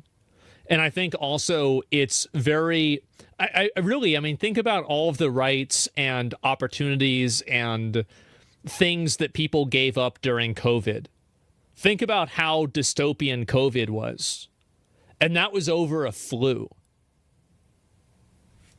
You get all of that data in one place. Without having the basic data, it cannot answer the question about your country. I think countries are very uncomfortable with keeping their data in other countries' data centers. So I think part of our essential infrastructure, just like airports obviously need to be in our country, or they're not terribly useful. Ports need to be in our country, they're not terribly useful. You can't get on the airplane. Data centers, because of the privacy requirements around the data, need to be in our countries, or that's they're not terribly useful. Sure. They need to be in our countries, but they also need to be secure. And there are new technologies right now. This is the last year you will ever log on to an Oracle system with a password. Next, what are you going to use now? Are you going to use your blood? By the middle of this year, well, how do I mean, I'm quite certain you are Tony Blair. And so how do I know? Well, I look at you, I hear your voice, I listen to the kind of questions you ask. Fingerprint? I'm pretty sure you're not, no. you're not synthetically created. in having this conversation. The security system, we have biometric logins. The computer recognizes you. It recognizes your voice. It might ask you to put your index finger on the return key. And we're absolutely certain it's you. There's no reason to enter a password. In fact, passwords are too easily stolen. Data centers and data is being taken hostage all over the world. Isn't this extremely weird? No, this is nothing, bro.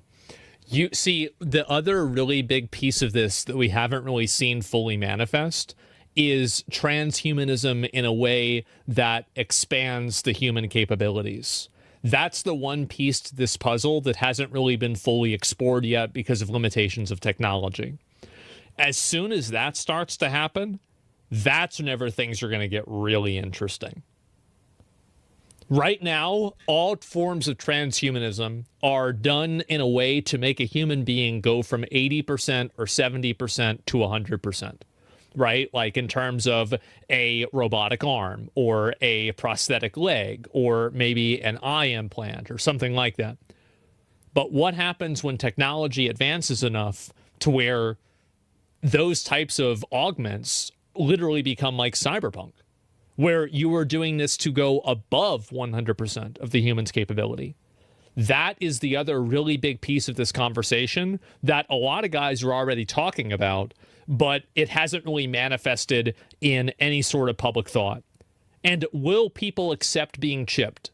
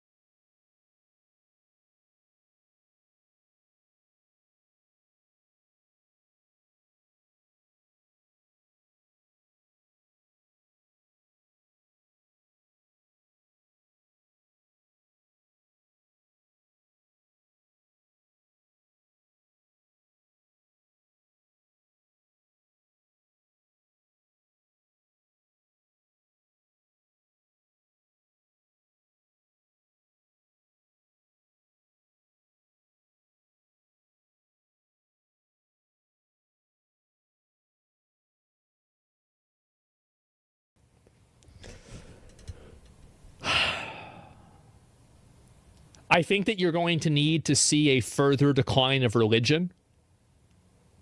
I think that in a non-religious society, the answer is yes. In a Christian religious society, I think that the answer to that is no. That's my current, I'm making all of this up, by the way. I'm just inventing this out of thin air, but that's my opinion.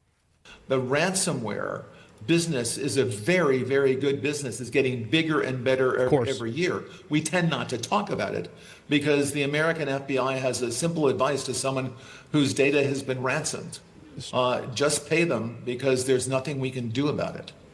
But there is something. There's nothing they will do about it because it happens too often and it's not worth their resources. They can obviously solve this problem, but they just can't. They're not going to do it unless it's a big deal. We can do about it, not after the data is stolen, but before the data is stolen. We can make sure that we're using the latest security technology, and it is going to be biometrics assisted by AI to make sure that you are in fact Tony Blair, and I'm sure you are. Now, I would love to live to be 150 years old. Well, it's How do you live to be 150 years old?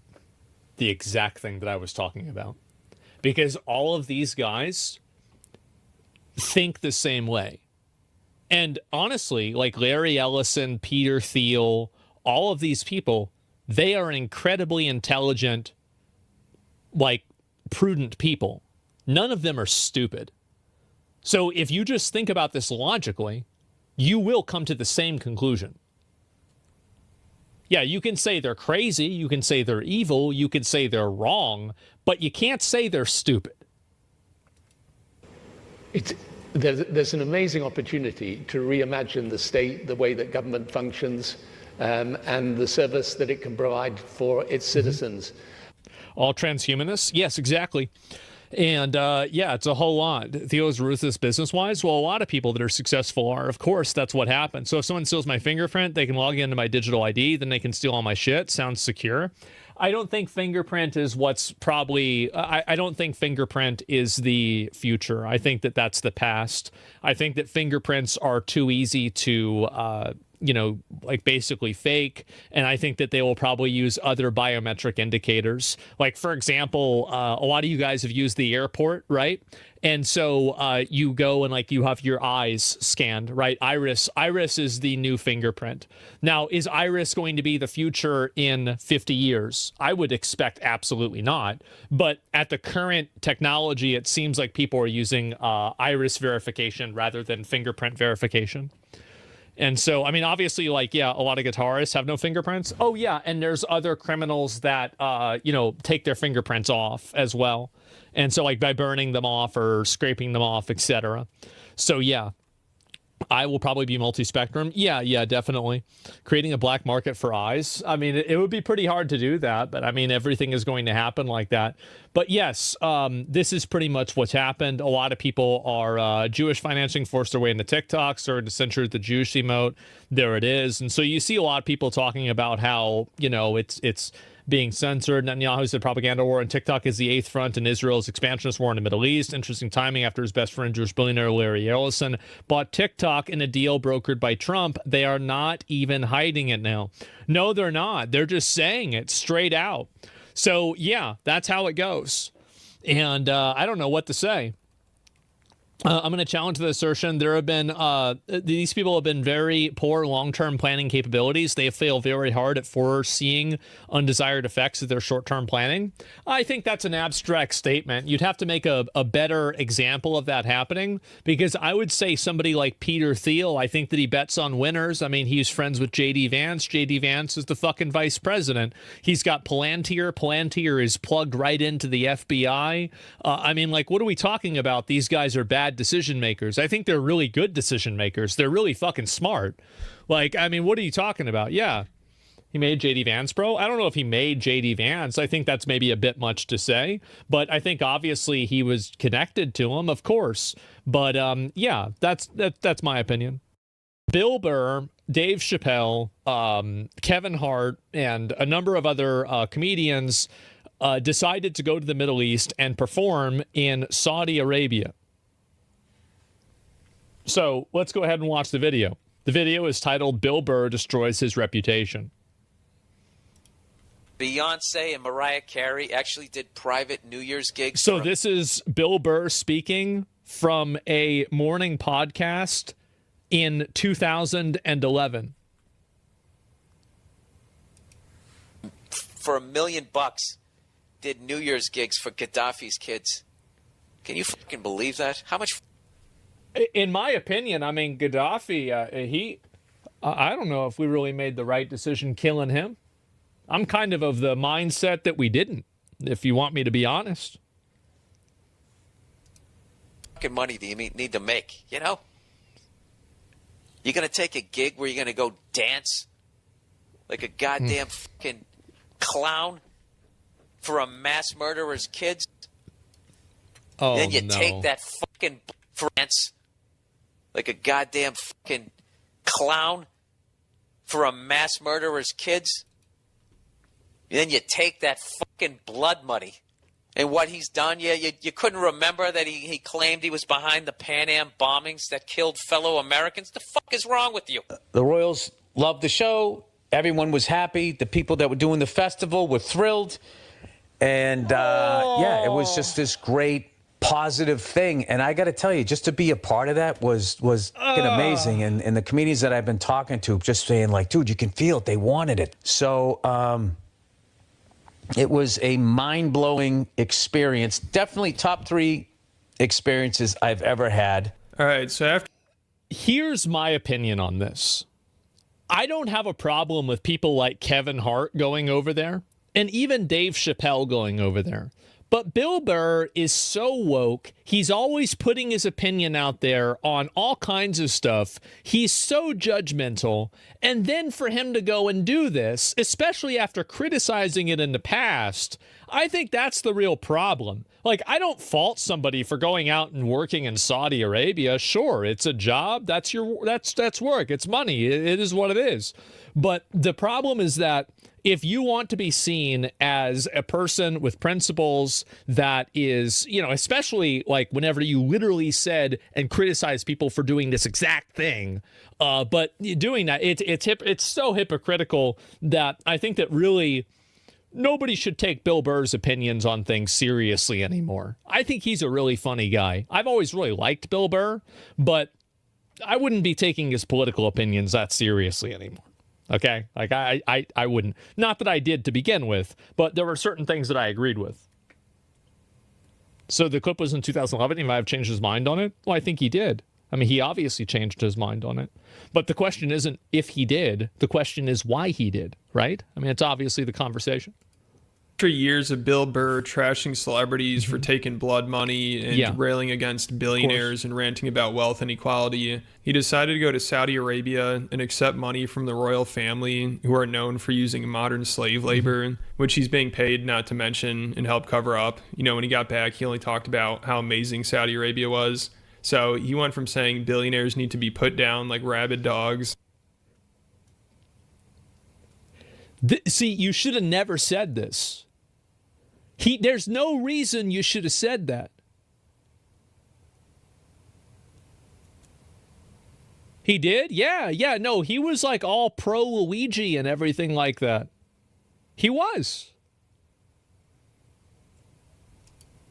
To taking money from a trillionaire family that's known for human rights violations and modern slavery and will kill citizens that speak out against them. So I don't think it gets more hypocritical than that. But as we know, obviously money talks, and it turns out Bill will drop his morals and destroy his reputation and credibility for $1.5 million. And that's it?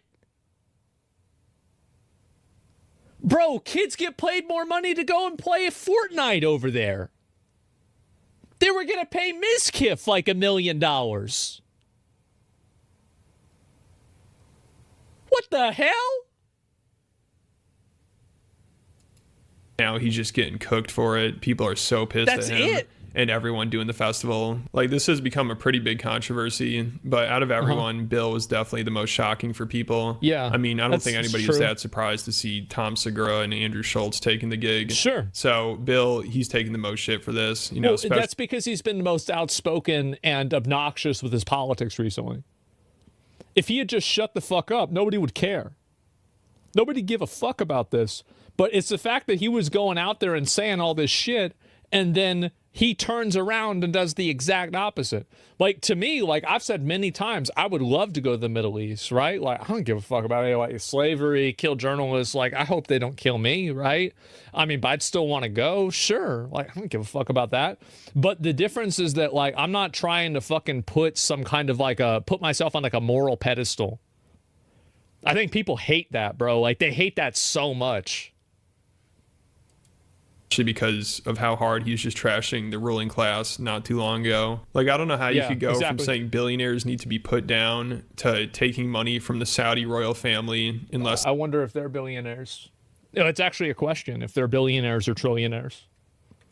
In a year, and it's not like Bill's career was falling apart and he desperately needs the money. I mean, he's already loaded. My new perspectives, there's nothing wrong with being a billionaire, but if somebody is working 40 hours a week, 160 hours a month, and they can't make their rent, you're not paying them enough money. Maybe you should just be worth 900 million. Like, how does a CEO take a 8-figure bonus and none of your employees have dental insurance? They can't even go out and get a filling. Tired of hearing about people going to bed worried about what's going to happen next week. There is so much fucking money. Yeah, he's right. That's the thing is, like, I mean, the problem is that, and this is the big issue with a lot of this like leftist politics stuff, is that I think that they've poison-pilled leftist politics, and this happened as a result of the success of Occupy Wall Street, and I think also the Bernie Sanders movement, is that they've poison-pilled leftist politics with, leftist like values with identity politics and gender ideology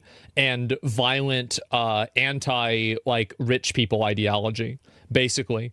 And I think that they've done that intentionally in order to effectively make sure that they will continue to lose indefinitely. Because a lot of you guys, how many of you guys, if you just take in a vacuum, listen to what Bill just said, you agree with that. I agree with that. I think he's right. But the problem is that there are so many other identity issues and problem issues that it divides people, and they don't even think about these economic problems that are actually the most important things.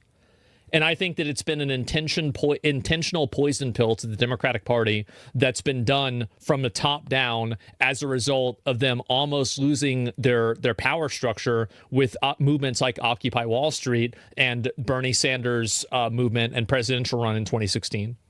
That's my actual opinion. I think that it is intentionally done. And because the Democrats used to be the party of the working people, I think that now the Democrats are overwhelmingly the party of the elites. The cultural and entertainment elites, along with a lot of companies that play footsie with them in order to hopefully get some of their voters and fans.